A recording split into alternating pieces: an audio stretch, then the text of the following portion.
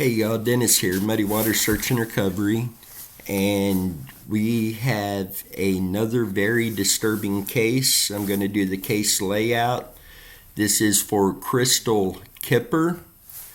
She is missing from Kansas City, Missouri since February 24th of 1997, and she was 18 years old at the time she went missing, 5'5", 125 pounds, brown hair and brown eyes.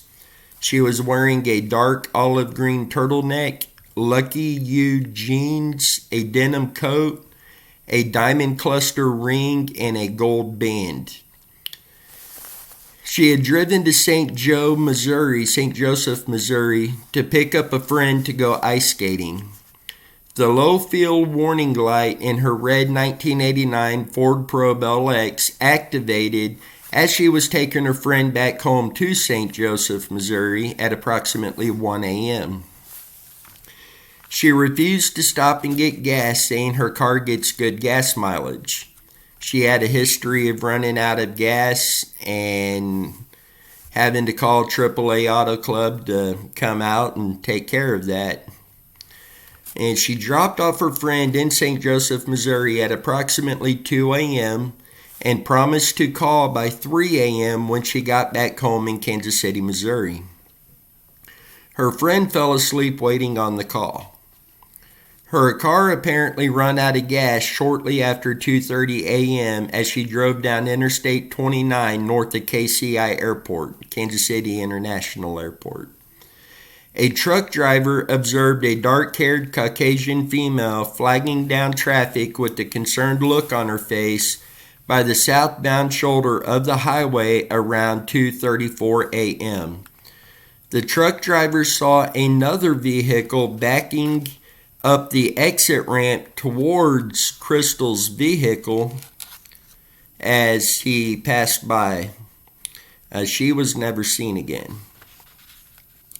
Her mother found her vehicle later that morning on Interstate 29. The hazard lights were on and the battery was low, and there was no sign of Crystal Kipper. Here's where it really gets disturbing. The authorities searched the Kansas City, Missouri home of John Williams later in 1997 when he was implicated in the abduction and sexual assault of another woman. The investigators discovered Crystal Kipper's identification cards, paycheck stubs, her turtleneck, and her jeans inside of John Williams' home. DNA test confirmed the clothing belonged to Crystal. Investigators believe that the damage to the clothing is consistent with the homicide. John Williams was questioned about Crystal's case. He claimed he accidentally struck her with his vehicle and killed her. He was a convicted sex offender at the time and told authorities he was afraid of becoming implicated in the crime, so he placed Crystal's body in his car and disposed of her remains. After further questioning, he eventually led authorities to the Platte City, Missouri area. They done an extensive search and they did not uncover anything.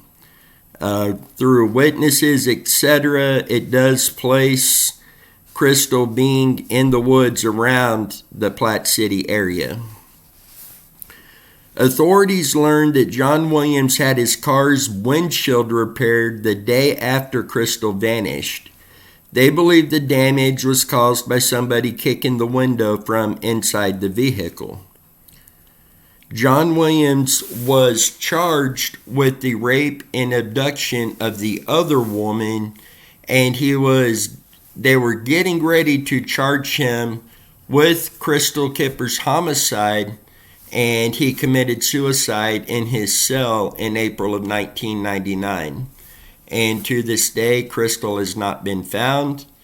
If you have any information on this case, please contact the Platte County Sheriff's Office at 816-858-3452. That will be down in the description, as well as our contact information. we're going to continue digging into this.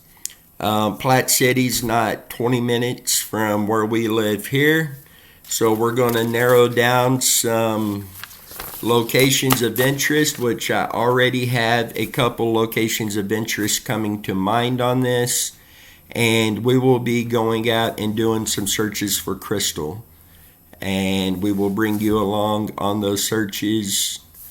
So with that, you guys stay safe, and let's see what we can do to find crystal.